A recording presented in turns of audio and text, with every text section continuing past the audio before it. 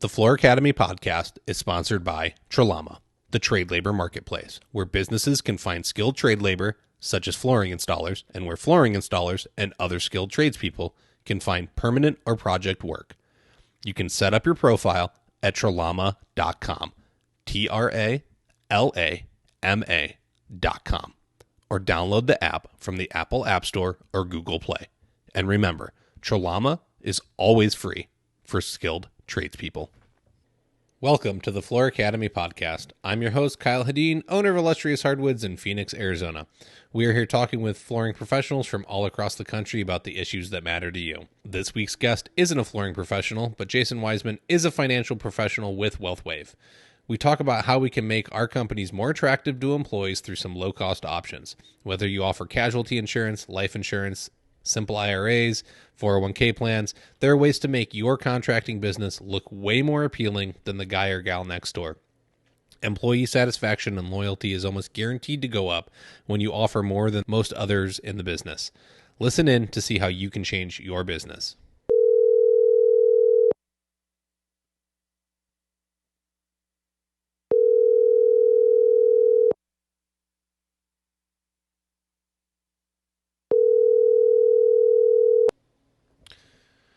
Jason Wiseman, are you on the line? I am, Kyle. How are you? I'm good. Thanks for asking. Welcome to the Floor Academy podcast. How are you doing today? I'm doing fantastic. It's a great Saturday in sunny Arizona. Yeah, no complaints other than it's summer, right? Yeah. Yeah, it's not too bad. It's been pretty mild, compared to years gone by. So far, so good. And honestly, I'm generally inside, so I can't complain too much. Yeah. So you are a financial planner. I've been trying to put a little something together to get other flooring guys educated on how to improve their businesses, how they could make a more attractive employee compensation package, why we need to invest in certain things to make our life easier or our spouse's life easier if something happens to us. But why don't you give us a little background on you and how you got into what you're doing, and then we can dive into the meat and potatoes of it. Sure, you bet. So I don't come from this background. I have 2 degrees. I have an associate's degree in electromechanical design. And then later on in life, I went back and got my bachelor's degree in business information systems. And really all those big fancy words mean is I spent some time in the semiconductor industry, either designing parts that tested computers or managing a software group that delivered software to a global company that used that software to build computer chips. So I come from a tech background.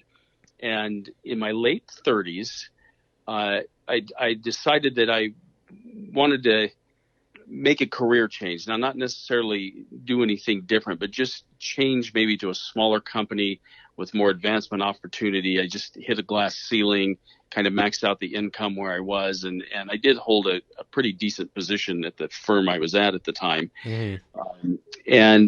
But I looked at my wife, and we had been married at that time, probably about 17, 18 years.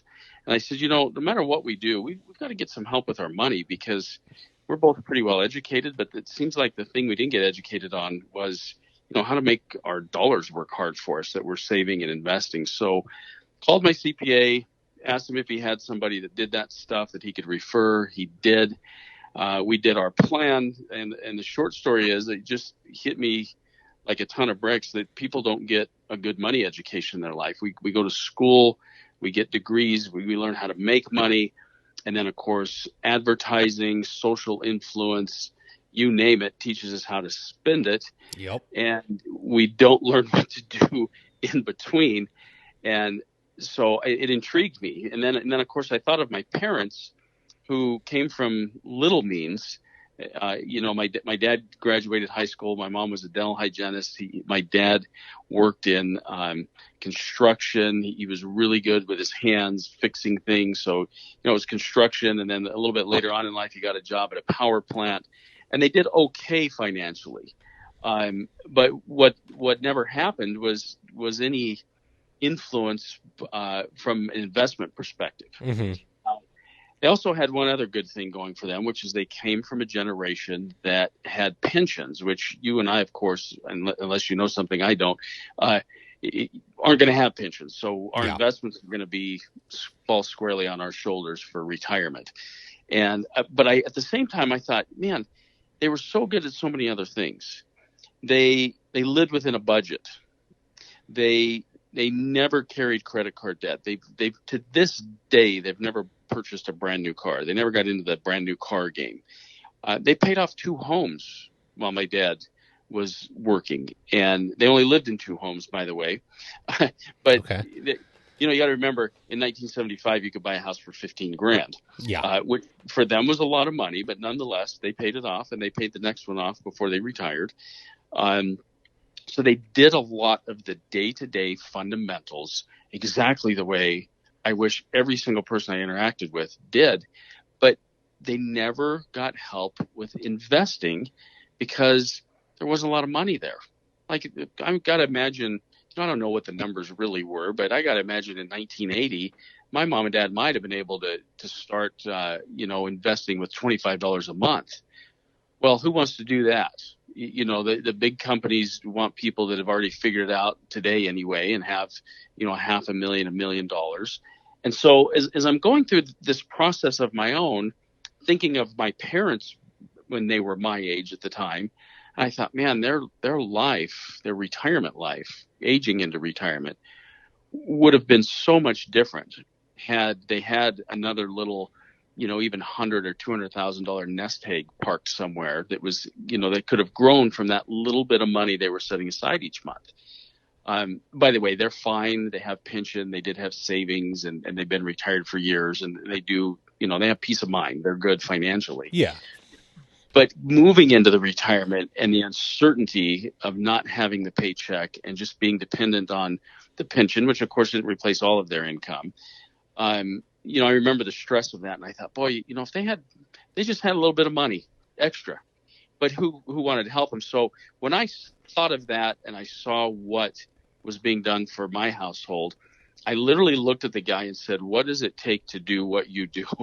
I didn't have any experience, but I had my personal experience of falling into that financial trap of having a six-figure plus income, finding myself with more month than money multiple times throughout the year. And mind you, we didn't drive brand new cars. We didn't buy new homes. We didn't, we weren't one of these go to Jamaica on vacation kind of a people, but yet it just seemed like we were falling further and further behind, and it was a bit of a wake-up call. And so I just asked him, what does it take to do what you do? Because I was sick and tired of being sick and tired. And so we had a conversation, and eventually I started part-time with the firm we're with now underneath the WealthWave umbrella. And here I am over a decade later, and have enjoyed helping people and getting our own house in order, and, just not being blind to how big the portfolio is, and having my eyes open to making a deep impact into people's lives if we can just get them to change the way they think about money, and then give them some tools to help them. So that long story to how I landed here, because it was completely by accident. I wasn't looking to get into this field, but what I was looking for was something that that had some tangible feel good to it, because in the world I was in before, there wasn't that. I mean, we did things for the company, and we worked on a project the last year I was there that saved the company $30 million, and we got a thank you. And it really didn't impact anybody's life other than save the company money, which was a lot of money, but you get the idea. And so this has been great to just be involved with people and experience with them and help educate and so on and so forth. No, I agree. I mean, sure, you saved that company $30 million, but whose pocket did that go in? You didn't get a fat bonus because of it, probably. The CEO and the stockholders probably got a little bit of it, but I get it. There's no feel good, like I helped somebody change their life. Yeah, the private equity firm that owned us at that time turned around and sold that for multiple billions of dollars and made a lot of money, and Yep. I didn't see anything for it. Exactly. It's crazy. Why, I Yeah. get it. That's your job to save them money, but at the end of the day, if you're going to do something like that, you should get a cut, in my opinion. But that's why I'm an Yeah, entrepreneur now and not working for somebody. exactly. So no, I can hear in your voice a genuineness that you're excited to help people and that you're doing this to educate them, because it is really sad that in America you're not taught how a dollar works. You're just taught how to go. You're encouraged to go to college and make money so that you can go spend it, because we're a consumer culture, and it's okay to be in debt. It's okay to live outside your means. It's okay to do whatever you want as long as you can go get immediate gratification from spending your dollar or swiping the card or whatever it is that you're doing. So I think it's awesome that you went and you sought that help, and then you immediately realized, like, oh my gosh, I can change people's lives because mine has been changed. So Yeah. Well, you mentioned something, and I don't know how far down this road we'll go, but money is just a tool. At the end of the day, it's leverage. And you mentioned debt, and it's okay to be in debt and that kind of thing. And I think that what people, consumers, the white picket fence, family of four, 2 cars, 4 TVs, the atypical American, what they miss out on if they don't get the education. Only 21 out of 50 states require a personal finance class before somebody graduates high school. And the finance class is teaching them things like how to balance a checkbook, which frankly, most people don't do anymore because of all the online balancing and everything else that we have. So what happens is, rather than using money as a tool and leveraging it, they get leveraged by falling into that, what we call the sucker cycle. Exactly what you said, the consumerism and the clothes and the cars and keeping up with the Joneses and those kinds of things, because we don't educate people about money and really how to use it. And so, once somebody begins to understand that, they realize it's just an inanimate object. And if you can lose your emotional attachment to it and leverage it as a tool, well, then you get to go make it grow.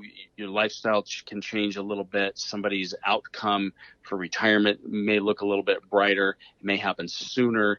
But unfortunately, we don't teach that. We teach all those other things that you said, or we don't even teach the other things. It just happens because of, I saw a stat one time that said on the average person throughout their day, between social media, driving, TV, radio, etc., is hit with somewhere in the neighborhood of about 5,000 ads a day. Yep.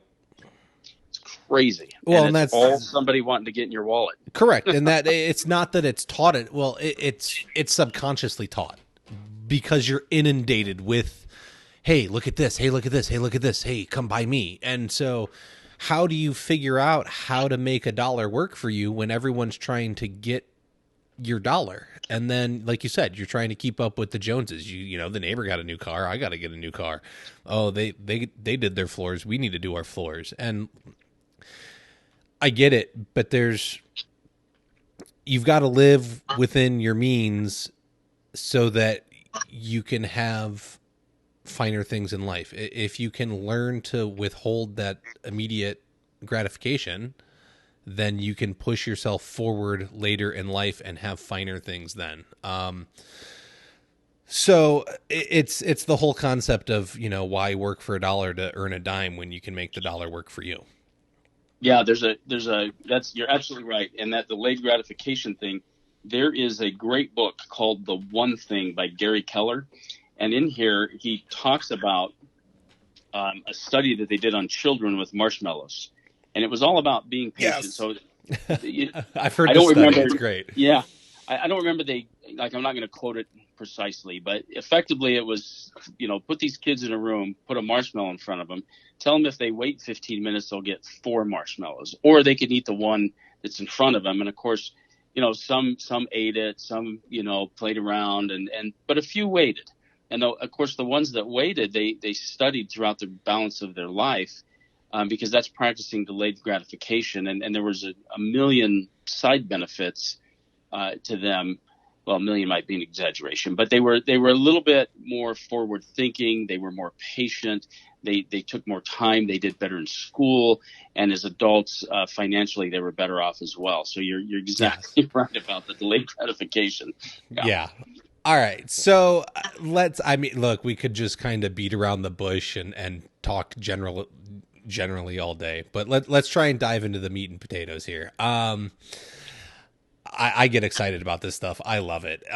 It's one of the reasons why I like having my own business now, is that I get to play with money and make it do things for me. And it's really exciting to watch it do things. It's just, I don't know. I get excited about it. But all right. So small business owners, we get put in a bad place, especially in construction. I won't lie. A lot of guys don't know how to charge what they're worth. And then when they don't charge what they're worth, they either run their company into the ground, or they're so busy because they're cheap, but they're never making any money and they can barely cover overhead and all of that stuff. So when they go to hire on an employee, they pay them less than what McDonald's would offer them. But I can go to McDonald's and I can probably get 2 weeks vacation a year, $15 an hour. They'll give me some kind of a 401k plan. They'll pay for some college. Their pockets are a little bit deeper than the average small business owner. I get that. But how can I compete? What kind of things could I work with your company or a similar company in my area to entice employees my way that's not going to cost me a ton out of pocket? And honestly, when you're paying somebody, $150 a day to come and be your apprentice, 3% of that to match into a 401k or IRA or something like that isn't a lot of money. So what kind of options do we have that we could play with to make us more enticing? Yeah. So I think where it starts is with the business owner themselves. My experience of small business owners is I would love to do something for my people, my employees, however that works, no matter how they're employed or what field they're in. But I don't want it to cost me a lot of money. And so then if you directly ask the business owner, well, what are you doing for yourself?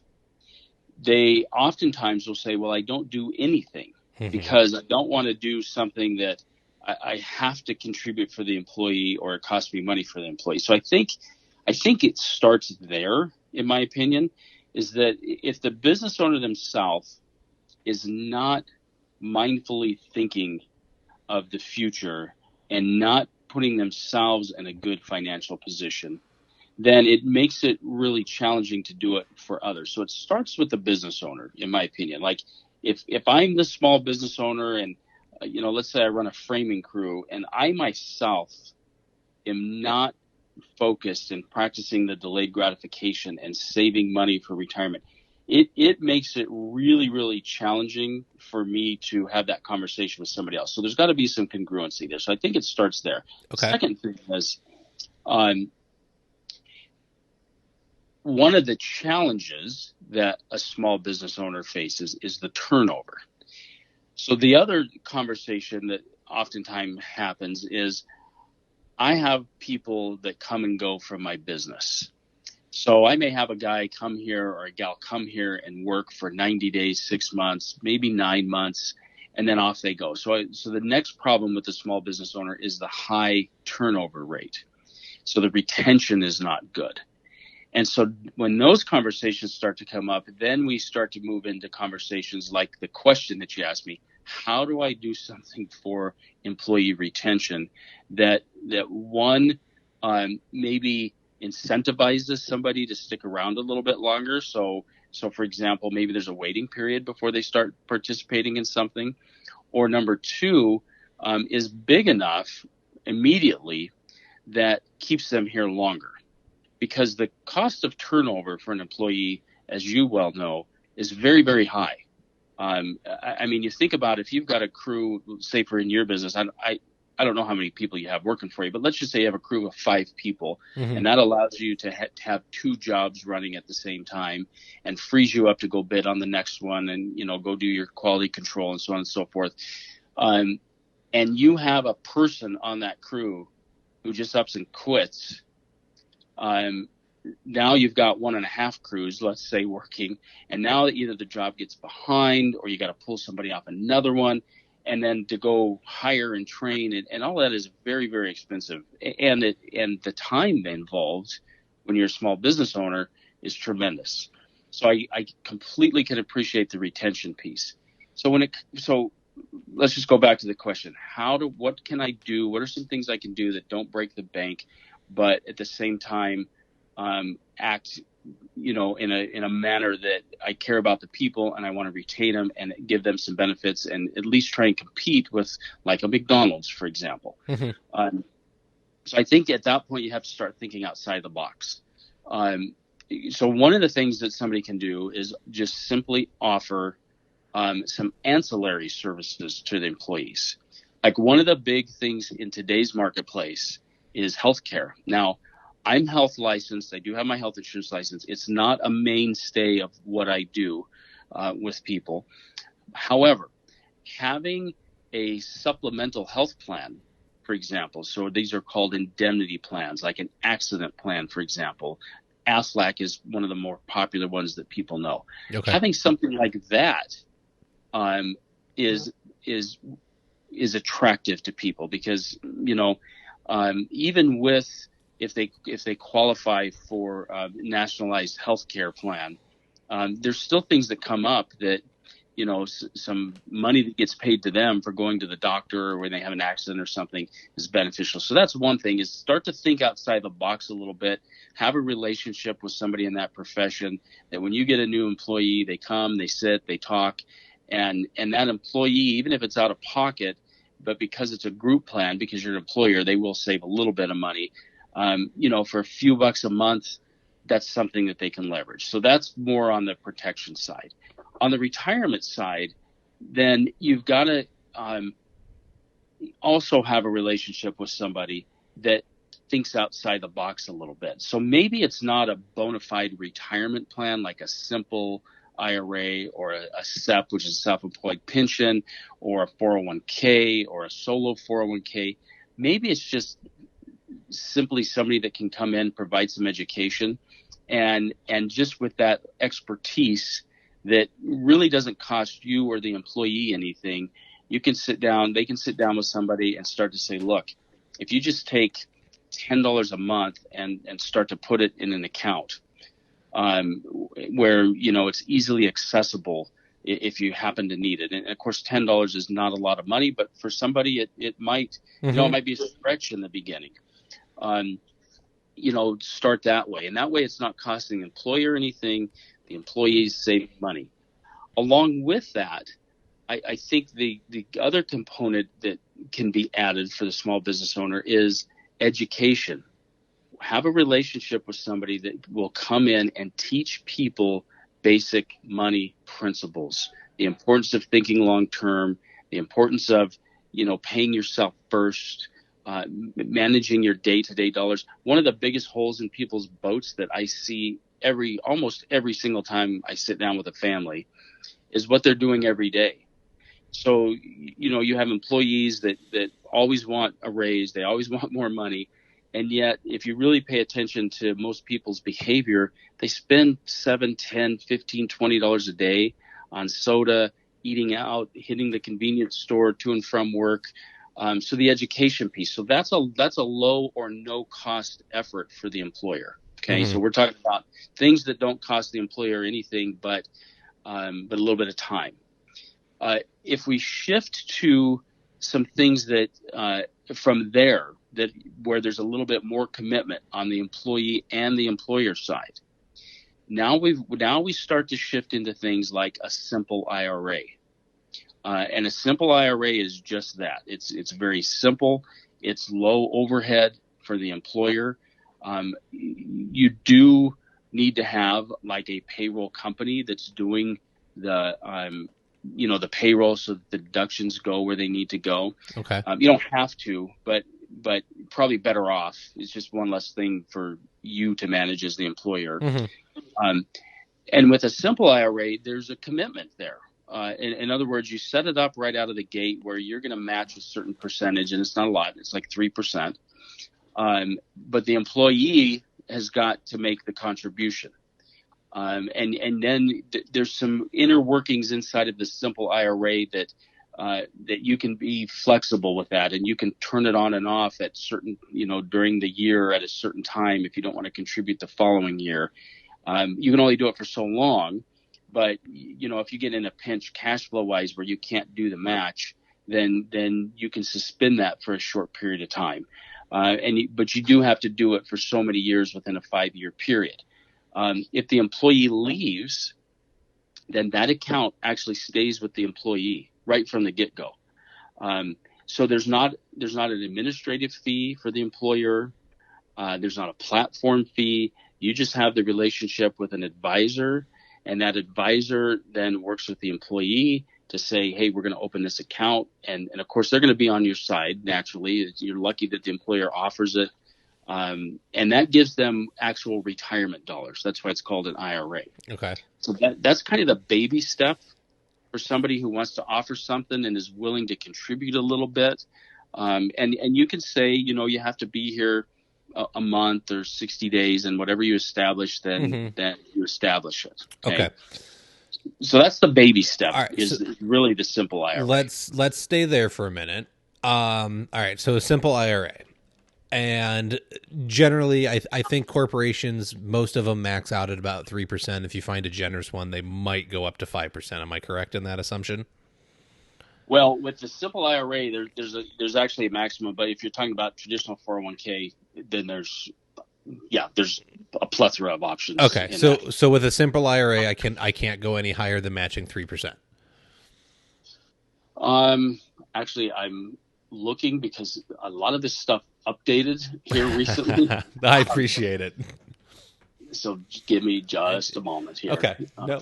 I just don't know off the top of my head what the maximum is. But there are some guidelines, and the reason the guidelines are established is to give some flexibility to the employer to be able to do that. If you want to establish a match, you establish a match. If you want to turn the match on and off, you can do that. So it's the gateway to a 401k that doesn't cost the employer anything but a little bit of time, and then to have a payroll person, or if you're going to do it yourself, you do have to stay on top of it. Okay, so let's just say it maxes out at 3%. All right, and it's going in an IRA, so that's going to be some kind of an investment account. Am I correct in that? It's not just like a savings account where it sits there. Yeah. So the way that it works is actually now.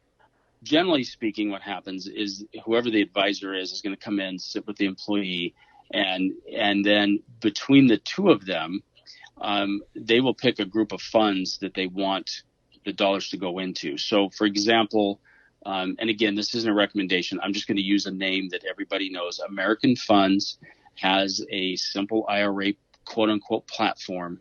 And so you may sit down with that employee and say, okay, American Funds is what is where the dollars are going to go, and within that framework, it's their growth fund, their target date funds. It's anything that would normally be associated with a retirement account. So it's actual investments happening within the account based on their risk and their longevity for investing. Yeah. Got it. All right, so I'm going to match at 3%. So let's say my guy makes $150 a day and he works 5 days a week. So he's making $750 a week.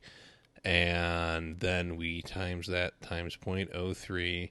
So that's going to be, if he puts in $22.50, that's 3% of his $750. And then I match that at $22.50. I'm essentially only adding an extra $100 out of my pocket per month. Yeah. That's really not a lot of money. Okay, but he's putting in $200 now. So can you show, I know there's rules on what you can and can't do. and say, so if we were to say he stays around 5 years and he does this $200 a month the entire time he's there, he doesn't get any raises, everything stays the same. Can you tell me what like average growth would be for $200 a month for 60 months? No, I couldn't. Okay. Simply because it's too broad of a question for me to answer. Because it's all based on the individual and what their risk reward tolerance is, and how those dollars are invested. I mean, it wouldn't be prudent for me to say, well, if they do XYZ, then they could expect this, because XYZ for everybody is a little bit different. I have clients who want no risk, and they literally want, something that's above a CD, which is like a money market account, which really means, maybe a money market or something like it. Then I have other people that just like caution to the wind, man. I want to swing for the fences every single year. And of course, with both types of people, because I have to act in a fiduciary responsibility, we have to have a conversation about, the pitfalls of doing both of those things. If you're just going to be uber conservative, then you're going to get little to no growth. And if, you're 30 years old and you've got 35 years in front of you for retirement, that's probably not in your best interest. But now, if that's what they insist, then that's what they insist. And it's still, but I still have to be prudent. The guy that wants to swing for the fences, we get to have a different conversation, which is, okay, that's fine. I understand that, you're bullish and you want to hit home runs, but we have to also be cautious because, you look at 2007, 2008, 2009, the S&P 500 fell nearly, 50% in 18 months almost. And that wiped out nearly all of the last 7 years of growth for most people. And we're starting over again. So we have to be aware of that. Yeah. Now, if they say, I don't care, I'm swinging for the fences, great. But to just kind of give a broad stroke, what kind of return could we expect on that? I couldn't. Okay. Yeah, I couldn't. No, Yes. fair enough. I totally get it. All right. So let's do this. So $200 a month at 60 months, he's going to set aside, well, he or she, they'll set aside $12,000. Yep. That's more than most people probably have in their savings account because they're in debt with credit cards and everything else. So assume you're going to make some interest on that because you've put it in an investment fund and it's going to keep up with inflation. And so that's a pretty good deal. And now they've got $12K sitting there in 5 years. And that's if they're doing the bare minimum. If they're doing the bare minimum. That's right. And so, just kind of go back to your growth question. So here's an easy thing that your listeners can do if they just want to kind of, I hate to use the word guess, but if you just kind of want to go, what if, I call it what if up. Let's talk about what if we actually get some returns moving forward from there. Okay. So there's an easy money thing called the rule of 72. Rule of 72. And all it says is if you take the number 72 and you divide it by the amount of interest that you're earning or you're presumed to earn on an account, it'll give you the number of years approximately, it's pretty darn close, that it will take for that money to double. So let's use your 12,000. The guys or gals been there 5 years and they're like, wow, in 5 years I saved $12,000. I worked for 10 years and saved zero. So now, because that will get somebody excited about it. Yeah. So all they need to do is say, well, what if I earned, say, 6% on this money moving forward from this day forward? All they have to do is take 72, divide it by 6, and it will give them the number of years it takes for those dollars to double. And so if we want to just kind of give a spitball example, if we take number 72 and divide it by 6, we get 12. Okay, so that means if I can take that $12,000 and average a 6% rate of return, I'm not promising somebody this, it's not a guarantee, but this is Correct. Just to kind of start to get excited about what can happen from a compound interest perspective. That means every 12 years it doubles if I add no more dollars to it. Correct, but in 12, if you continued if you didn't make any additional money and you never got a raise, you never changed your percentage you put aside, that $12,000 doubles, but then you've also put in another 12 years, so you've got 24, you've now got $36,000 invested, and then and then 2 more years, whatever that's going to be, so 24, right.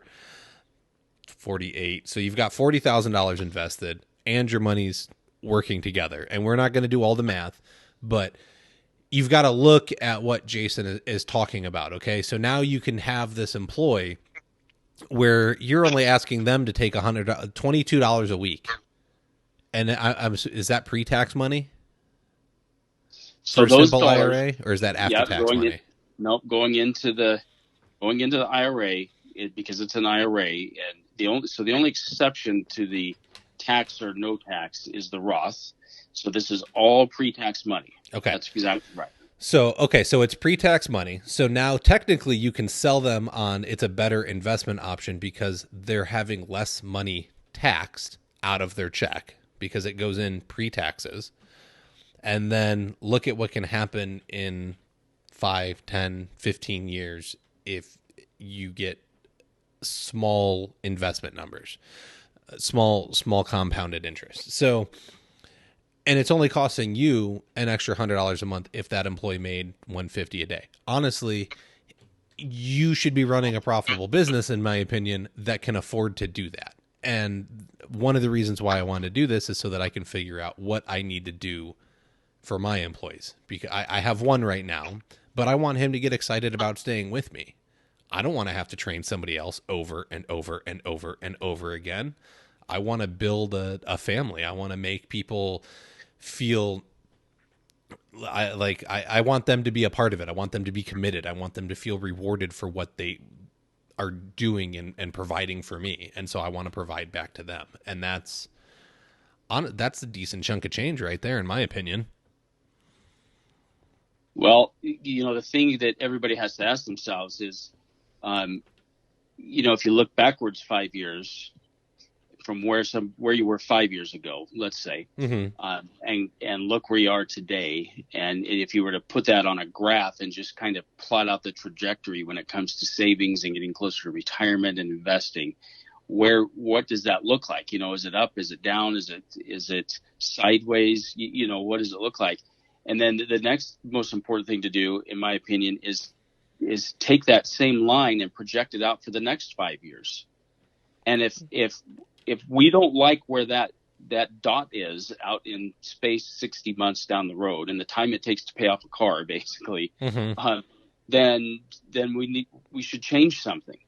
And one of the simple changes is exactly what you're talking about, which is, heck, man, in 5 years, that's $12,000. Well, the last 5 years I have spent, trust me, I see it all the time, spent $12,000 easily on energy drinks and, eating out every day. And, just the average American, because they don't understand simple household finance stuff, loses about $1,250 a year. About $100 a month, just because, it comes out in late fees, it comes out, in extra credit card interest and just miscellaneous stuff because we don't understand money. Yeah. So I agree with you 100%. What a great incentive and somebody's going to help you. I mean, here's the deal. If you said to all of your guys working for you right now, Kyle, if you said to them, listen, on Friday afternoon at 5:00, when we're done with our last job, if you show up with $25 in cash, got to bring cash. I'm not taking IOUs. I'm not taking a check. You show up with $25 in cash, and I'm going to match you with another $25, and that money's yours. How many Fridays do you think they'd miss? Probably not a lot. To be honest, they'd be dumb. They would be dumb if they did. I'm guessing you'd be hard pressed to find somebody that wouldn't show up with. I mean, they'd be digging for change in their, in their cushions of their couch if they had to borrow it from their kids, whatever they needed to do. And here, it's exactly the same thing. Now the difference is they can't, in a simple IRA, or really any type of IRA, they just can't take that 25 and your 25 and go spend it this weekend. They're, that 50, can turn into thousands later on in life. Yes. But you're exactly right. You're exactly right. Okay. And that's the delayed gratification thing, is you need to take care of yourself for the future. You can't have your cake and eat it too now, but later you can probably, if you're smart with your money, you can have your cake and eat it too, because you've made your money work for you. Yes. And I want to go back and answer something. And by the way, anybody that has questions about, the detail, the numbers and contribution limits, that kind of stuff.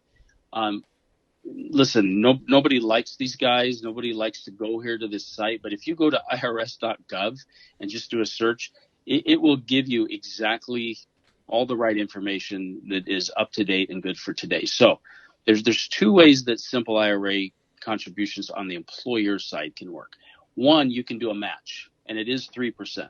Okay. So it's dollar for dollar, 3%. So, the example they use here is somebody has compensation of $50,000. The employee contributes 5%, which is $2,500. And then the matching contribution is 3%. So that employer decided they were going to do the 3% match. So that's another $1,500. So that means that the total that year that goes into the IRA is $4,000. The employee's $2,500, and then the company's $1,500 contribution. Mm-hmm. Okay. So that's one way that the employer can do that. The other way, now this is an employer that's committed, like they're going to be committed to the employee, is they can also make a decision to do a 2% non-elective contribution. So that means if the employee doesn't contribute, the employer will still make a 2% contribution to that plan. So if the employee, the example they use is the employee does 40, make 40,000, and they don't contribute anything, the employer still makes a contribution of $800 that year, because that's 2% of the 40,000. So, the pros and cons are basically, and this is what's listed here. We should have just done this in bullet points. But, they're easy and inexpensive to set up and operate. The employees share responsibility for their retirement. There's no discrimination testing required. There's inflexible contributions, so that's sort of the pitfall if you do the 2%. And then there's a lower contribution limit than some other plans, but keep in mind, it's still, I think the maximum that you can contribute in right now is $13,500. Don't hold me to that. And then the other advantage to the employee is that they're always 100% invested in ownership of the money. So there's, and the employer doesn't have to file, anything at the end of the year. So there's some benefits to the employer, and there's some benefits to the employee as well. Okay. And then so it's a no cost, very low overhead option for somebody. Okay. It sounds like it would be pretty easy to set up if you went and worked with your financial planner, which if you're running your own business, you should probably have one anyways. So reach out to yours or find one.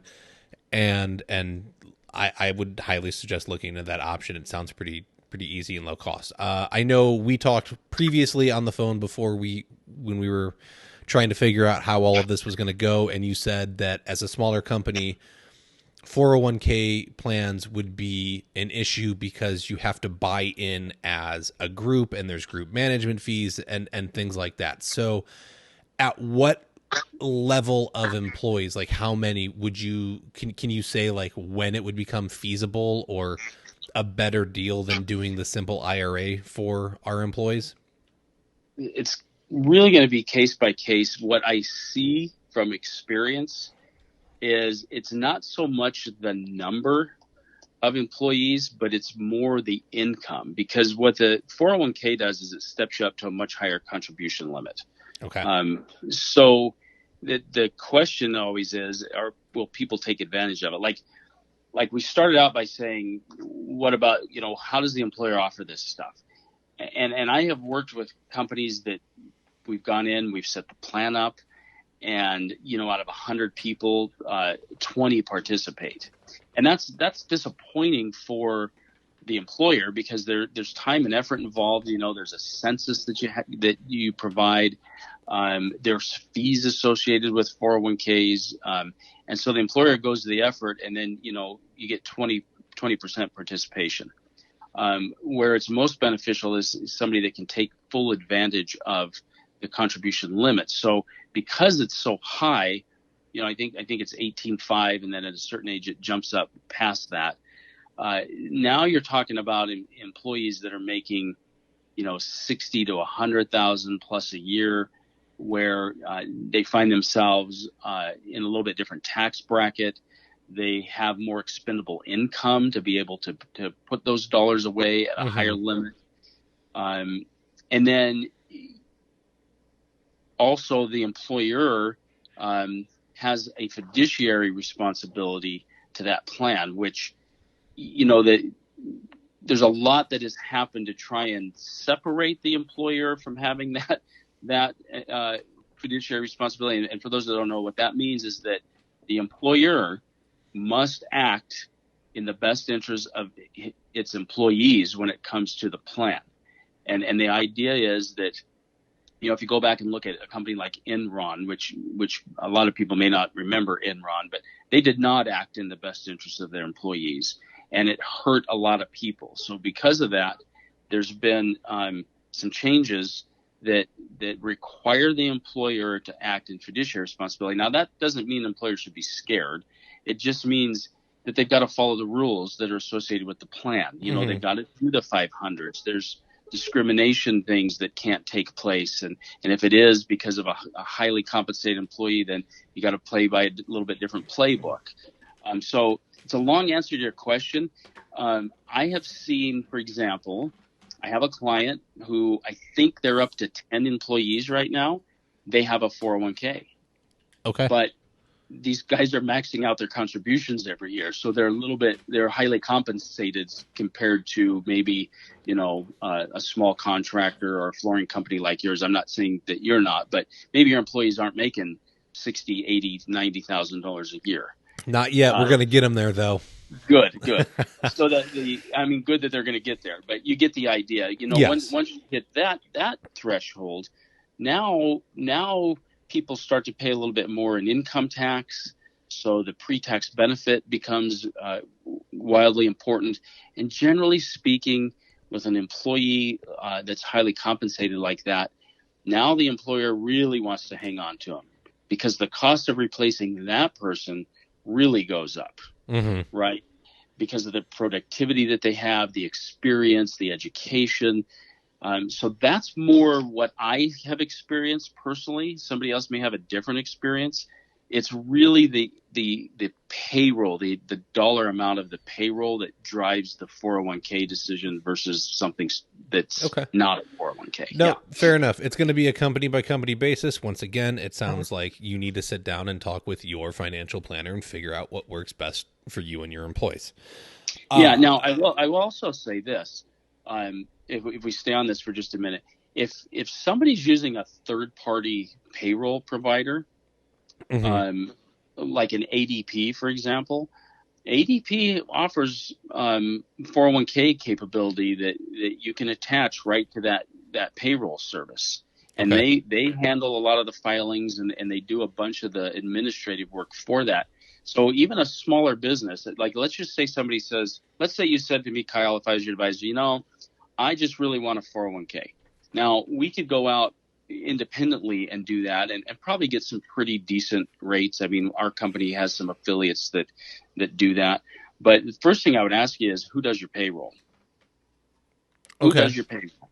Because if you've got a decent sized payroll company, it may just come as but it may benefit you a little bit better to use their service, because they are bigger in terms of oftentimes the amount of people that they bring to whoever their in-house provider is.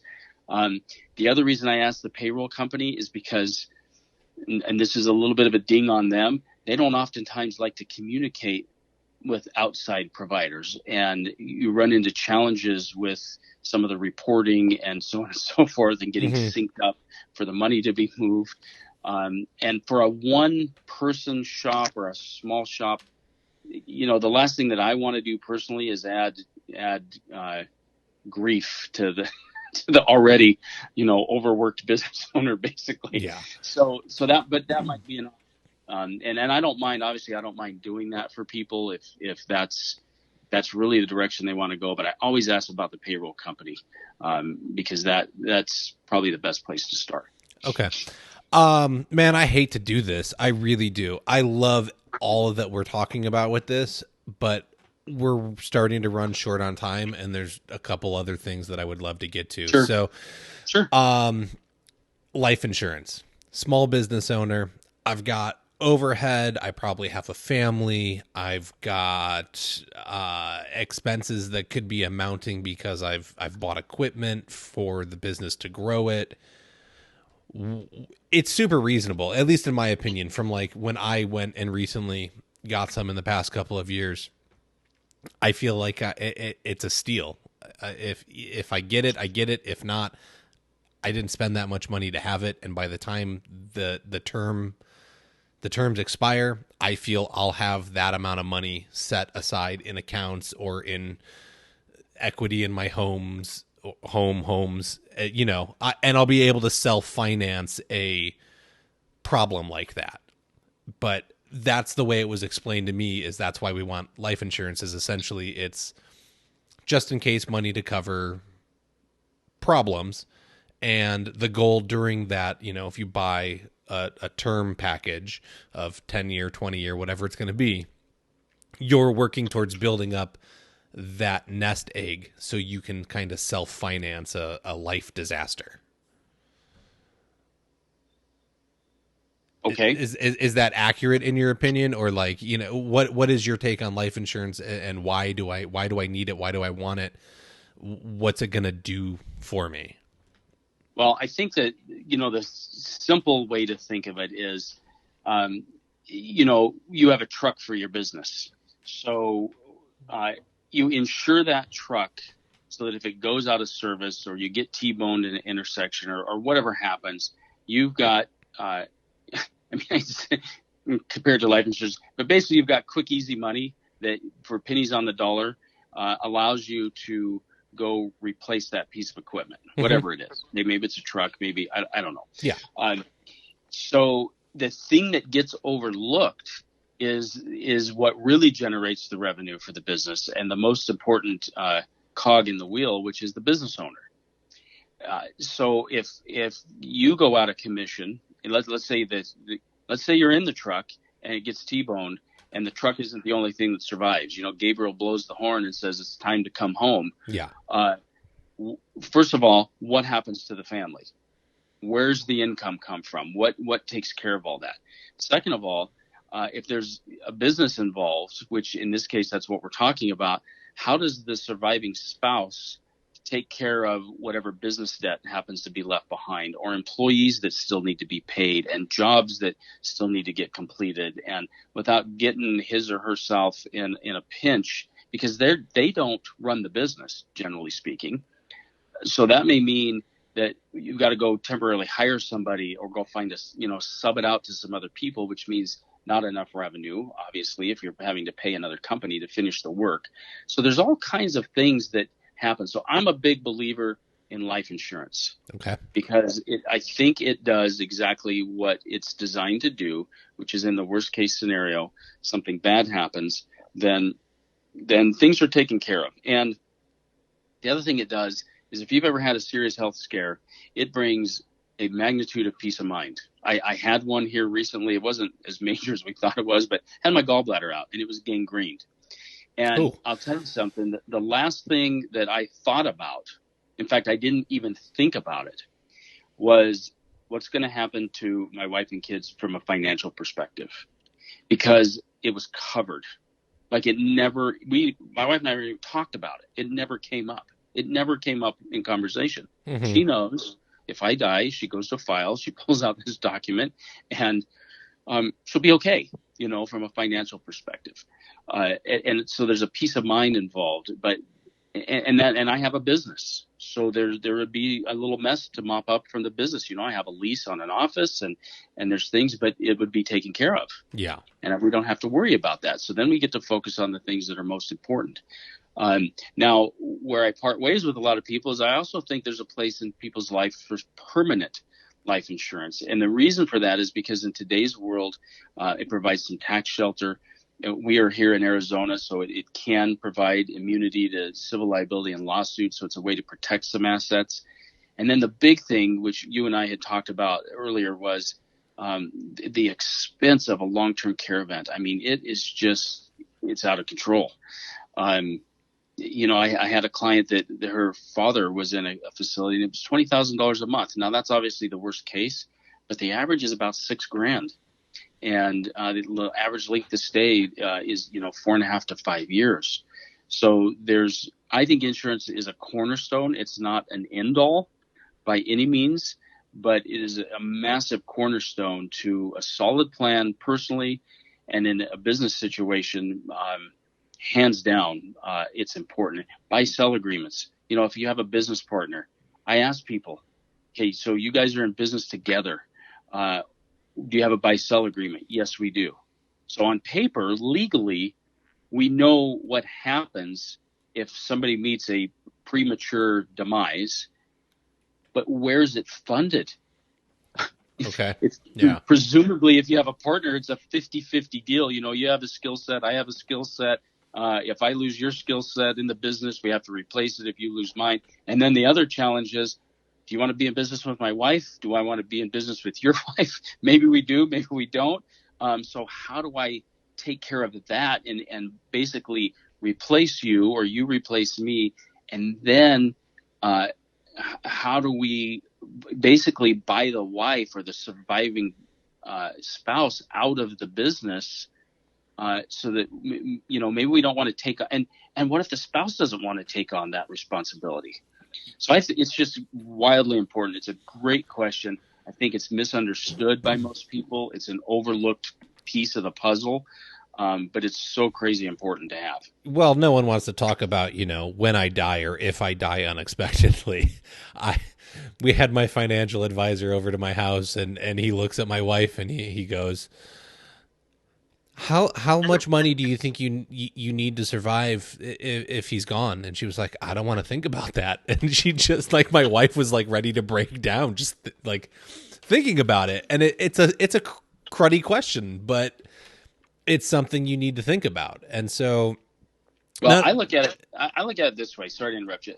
As a financial professional that's in the business of educating people, how crappy would it be for me to sit with you and your wife, not bring it up in conversation because I'm either afraid of it, I don't believe in it, whatever the case may be, and then God forbid 5 years from now, something happens to you, and I get to show up at your wife with that $12,000 from your simple IRA and hand it over to her. Correct. Whereas you could have had 250, 500,000. There could have been a much larger number behind that.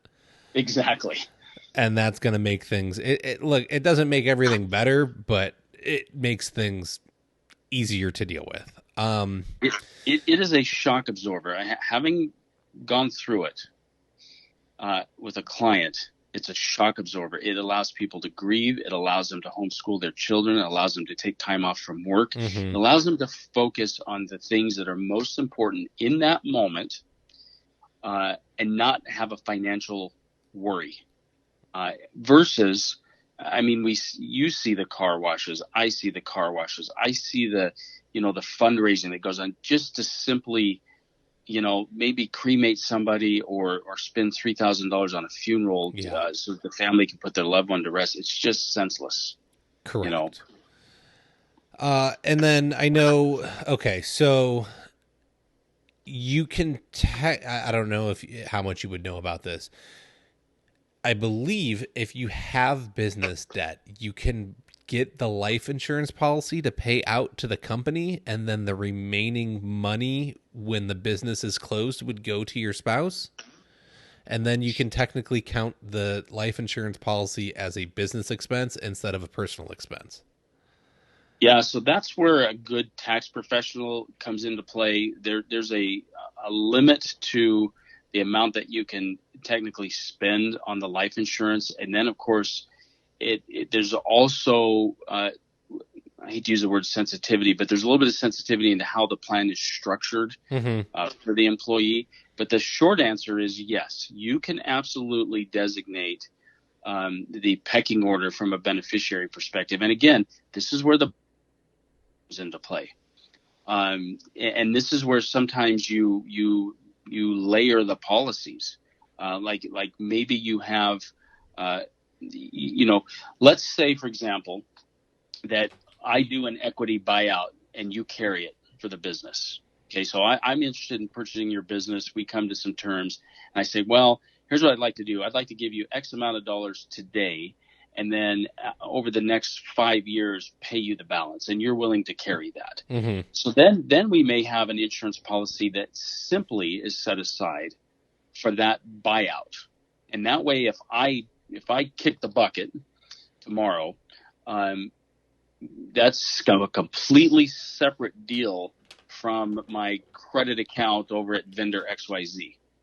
And then we also may have a policy on you specifically, so that if you happen to pass away before that note is paid, then that policy then takes care of the balance of the note, which presumably would go straight to your spouse, right?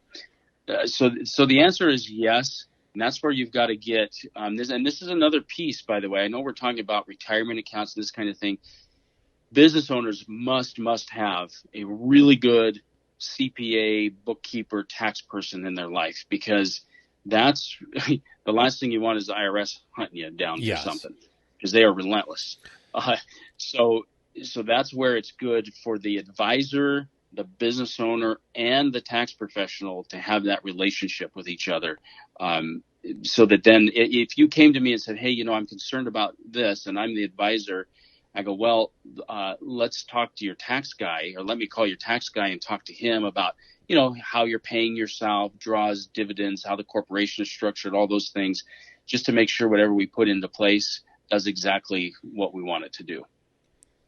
Yeah. There's actually a marketing, or it's essentially a marketing book, but he was saying, he would get himself, I think, his marketing people, his tax advisor, and his financial planner all in a room together at least once a year, and they would bang out like, this is what we're going to do, this is how we're going to make everything work, this is how we're going to fund it, this is how all the loopholes are going to work, and this, that, and the other thing. But even if you're just getting started and you want to put your financial advisor and your CPA in a room, or if you choose to use like a tax attorney, it's going to be worth the money you spend, in my opinion. It might cost you a couple $100, it might cost you a couple $1,000, but at the end of the year, if your goals go as planned, it'll pay for itself long term, because you're going to have everybody on the same page working together. I'll give you a real life example. This happened in our life. A number of years ago, unbeknownst to us, somehow when you do payroll and you file taxes at the end of the year, the documents that go to the IRS actually a part of it goes to Social Security Administration. Okay. Somehow, we don't know how, that document didn't make it to Social Security. Now, understand something. We have lived in the same home for 18 years, I think, just 17, 18 years now. Wow. The IRS catches it. They audit us. They catch it. Let's see, how many years later was it? 7 years later? Okay. We get certified mail at our home. And the certified mail, IRS is pretty good at scaring people. The certified mail basically said, there's going to be a hearing, and if you don't pay X, Y, and Z, we're going to levy all of your assets. Fun. And of course, my wife freaks out. I'm freaking out a little bit. So I call our CPA and we send him the information, and he says, no. He goes, this is what happened, and we'll get it corrected because we filed our taxes. We paid our taxes that year. But our book, it was the last year that you could, before they switched to the electronic filing that went to Social Security. So she mailed the stuff in. It got lost in the mail. I don't know. Okay. So we have her send a letter to the IRS. My CPA, obviously because of his experience, has gone through this before, and he told us right front, he goes, this will take a year to get resolved. Oh, my goodness. I'm like, you're kidding me. He says, no. So all of this, by the way, they told us that we owed X amount of dollars. And of course, the missed filing fee is like $50 or some terribly small Correct, number. but then you get juiced on it over exactly, 7 years. Exactly. Oh, it's ridiculous. So long and short of it is, without those professionals in our life, I don't know what we would have done, because you don't even know where to start. It's the problem. Mm-hmm. And of course, outside looking in, it's pretty common sense. Hey, okay, you didn't get it. We're going to send you another one. I guess we'll pay the late fee or whatever. But of course, that wasn't good enough. And so it was letter after letter, things faxed, send it to Tennessee, send it to the auditor, send it here, send it there. And they took care of all of that. And at the end of the day, it brought us some peace of mind because of their experience, just knowing what to do. And of course, because of it, because at the end of the day, the IRS doesn't care who makes the mistake. If I'm the taxpayer, it's my responsibility, no matter what. Yes. And so now we know to follow up on those things a little bit better with everybody. Not just that. I mean, essentially what you're saying is it's important to have a good team surrounding you. And I 100% Absolutely. agree with that. Now, the important part of having a good team is that technically, if you're paying the right professionals, they are obligated to suck up the bad fees and stuff if anything does go wrong, because that's what you're paying them for. And they, if something absolutely would have gone wrong, your payroll company or bookkeeper probably would have been on the hook for all those fines because they didn't file the paperwork. So if they truly had just not done it, mm-hmm. period, then it's 100% falls square on their shoulders. So, from the business owner perspective, like I pay my bookkeeper, man, I get a steal. Maybe it's like $150 a month now. When I started, I was paying like $50 a month because I had a couple invoices every month, and it slowly goes up. But in the grand scheme of what the company makes every month, big deal. Because if something goes wrong, I don't have to worry about my payroll. I don't have to worry about my books. They're all kept in order. I can call at any time. I can get the information I need.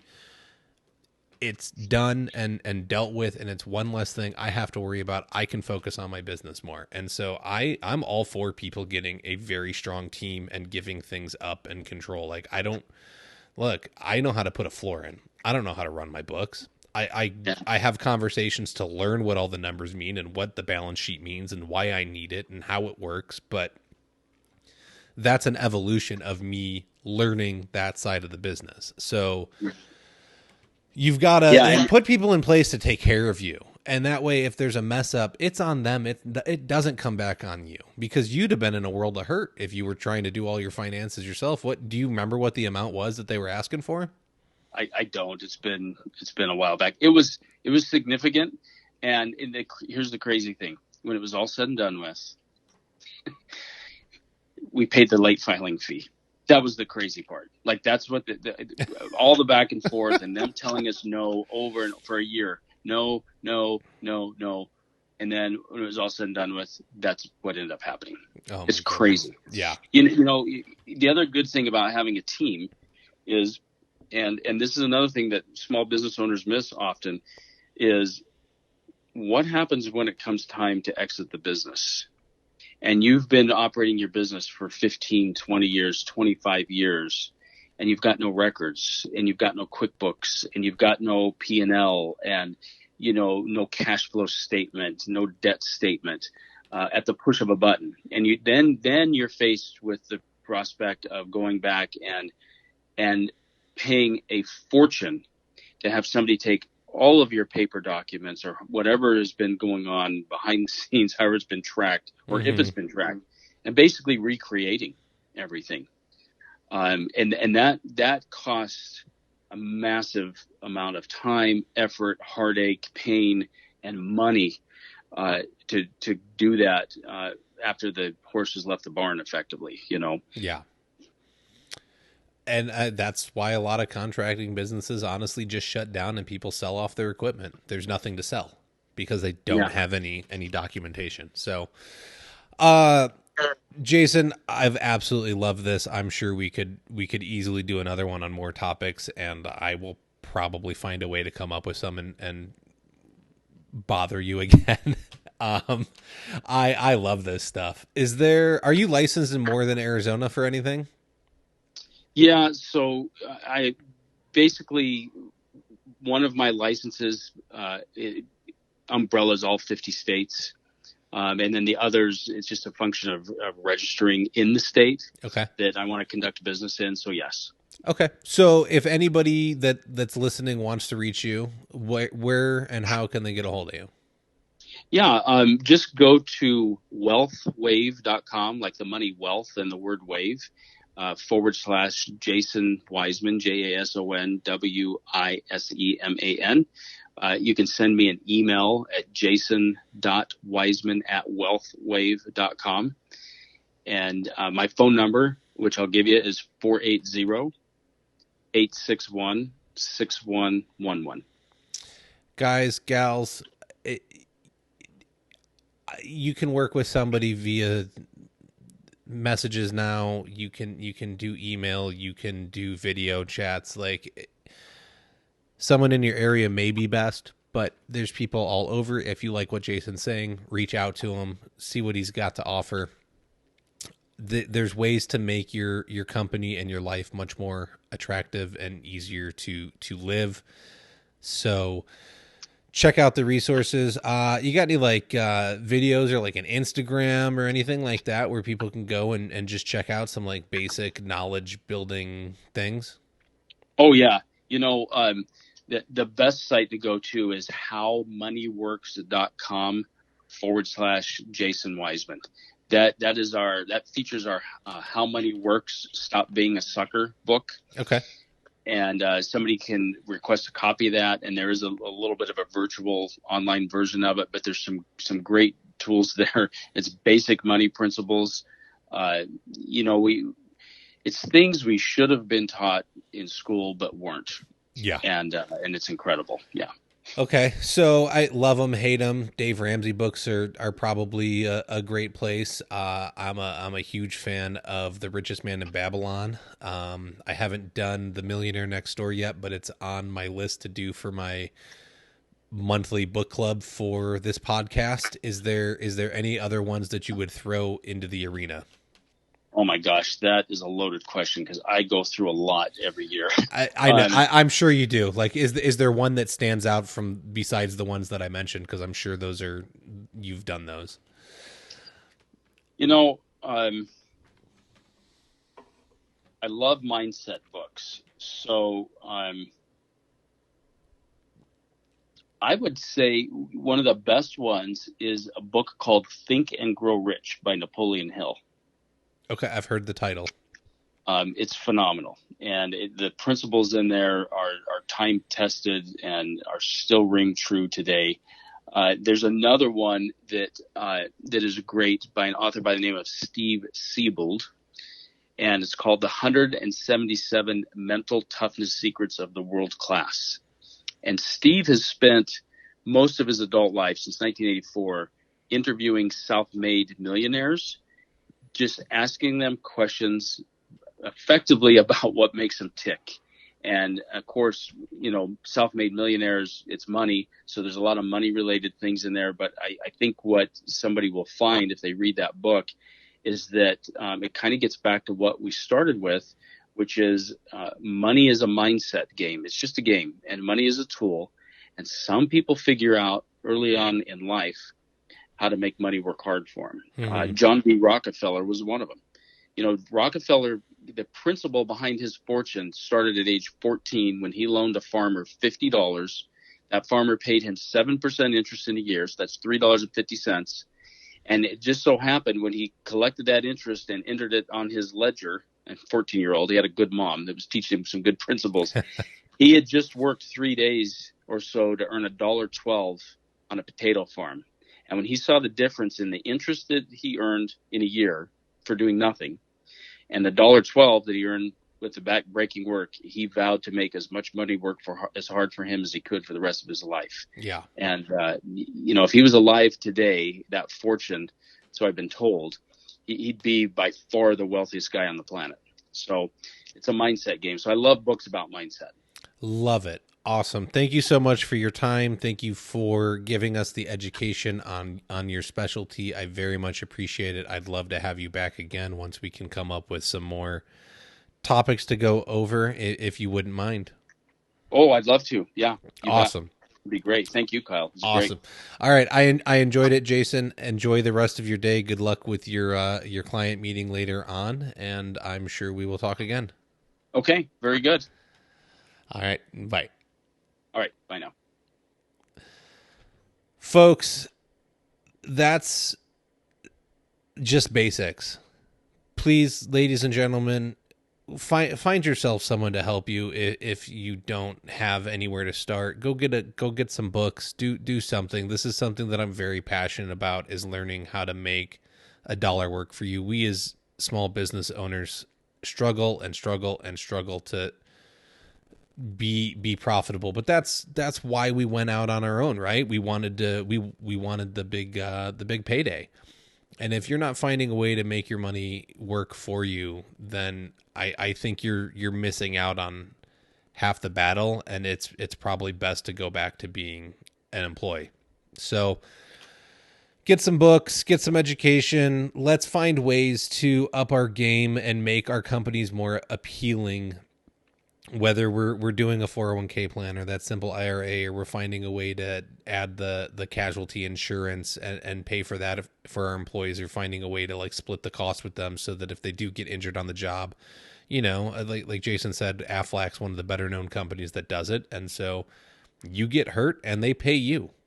That's what's happening, is you pay a small monthly fee and then you get paid out if you have to sit at home and can't work. How many of us could use that, especially doing flooring? What if you fell down a set of stairs as you're installing it and you slip and you break your leg or something like that, and you're out of commission for a couple months? Do you have the money to cover that? What about all the jobs you had lined up? How are they going to get done? So there's little things to figure out. This isn't a joke. So let's find ways to make our companies more interesting, more profitable, gain employee loyalty by offering things that other companies aren't. Are you going to go work for the guy that's paying you rock bottom prices and doesn't offer you a retirement plan? Are you going to work for the guy that offers you maybe rock bottom wages plus retirement plan, or maybe better than rock bottom wages and a retirement plan? Like, you can make your company more attractive, and it's not going to cost you that much more. If I could get somebody to stick around a few more years after I've already invested in them to train them and bring them up in my system, because I'm spending that extra $100 a month on a minimum match for a 401k or a simple IRA, that is more than worth it, in my opinion. The return you will get out of that loyal employee is going to far outweigh the cost. So that's all I got, and cue the outro. That's all the time we have for this week. To keep the conversation going, head on over to the Floor Academy Facebook group. Be sure to subscribe so you can hear each and every episode. We can be found on Apple Podcasts, Stitcher, Spotify, iHeartRadio, Google Podcasts, and most major podcast directories. Don't forget to leave a review and let us know what you think about the show. If you would like to be a guest, have questions or feedback, you can email us at flooracademypodcast@gmail.com. You can help support the show by becoming a patron over at www.patreon.com/flooracademy. Remember to learn while you earn.